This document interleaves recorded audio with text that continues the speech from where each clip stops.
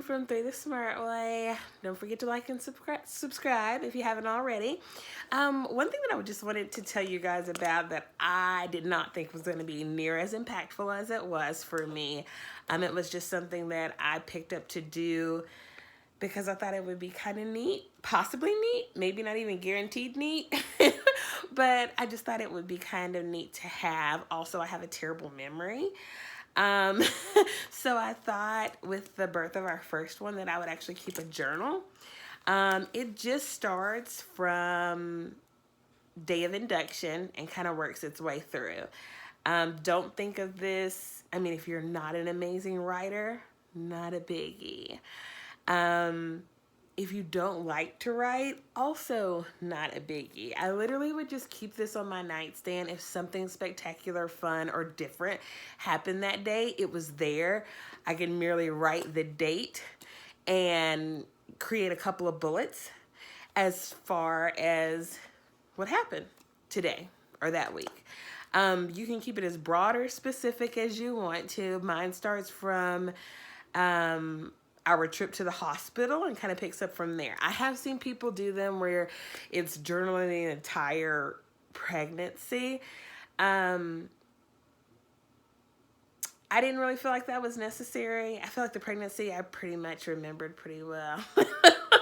If you've ever been pregnant, you probably remember being pregnant, because it's such an it's just an extenuating period of time.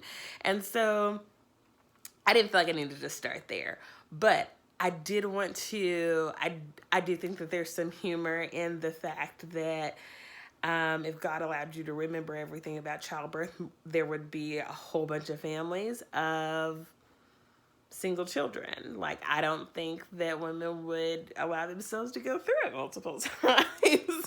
So with that being in mind and the fact that I don't have an amazing memory, I thought this would be amazing just so that I can remember a couple of things. Also, we knew that we wanted to have a second one, so I thought it would be great if I just kept up with some of the details. Like, no one's paying attention to some of this stuff. Some of this stuff won't even be in a medical chart. It can be as emotional, or as factual as you want it to be. It is yours, tailored for your own specific purposes. If you want to share it with your little one when they get older, that would be great. If you don't, that's fine. Just make it your own. Tailor it to your needs. I actually wrote mine as if it was a letter to our little one.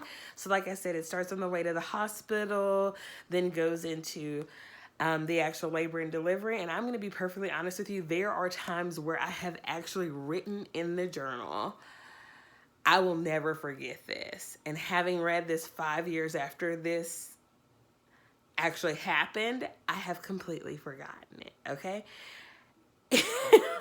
You would be amazing at the amount of detail, specifics, even just broad, general step-by-step process from when you got into the hospital to check out that you completely just wipe from your memory.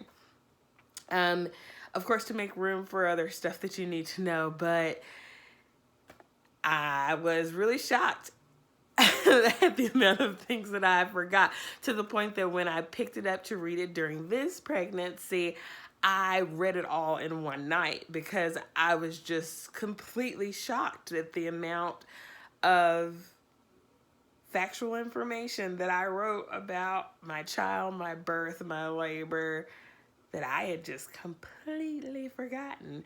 And like I said, you just want to tailor this. You want to make it your own. Like in the first couple of weeks, like this is from 6 weeks.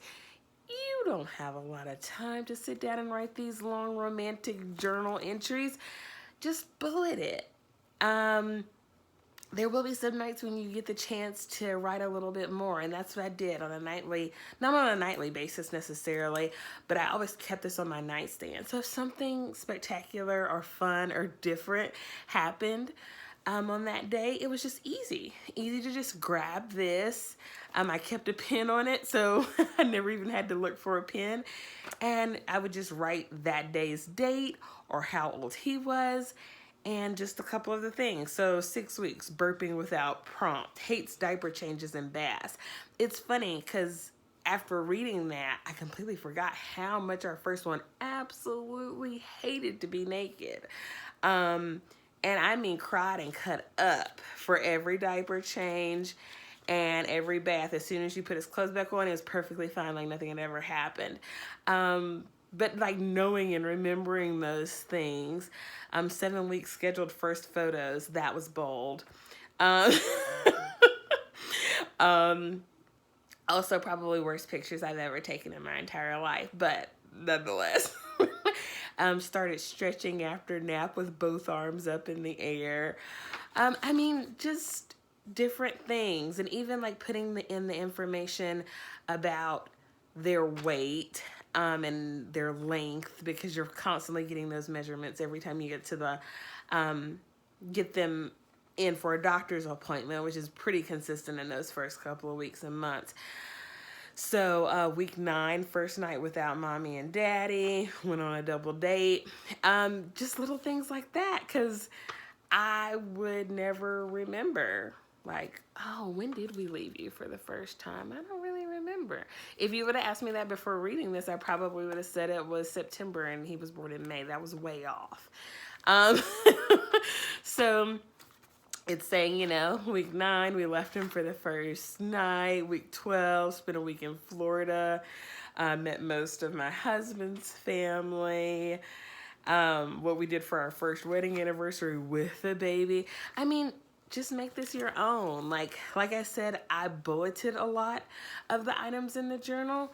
But, you know, on those nights when things were a lot smoother, there are some, you know, some really longer journal entries about his personality, you know, what he's starting to do.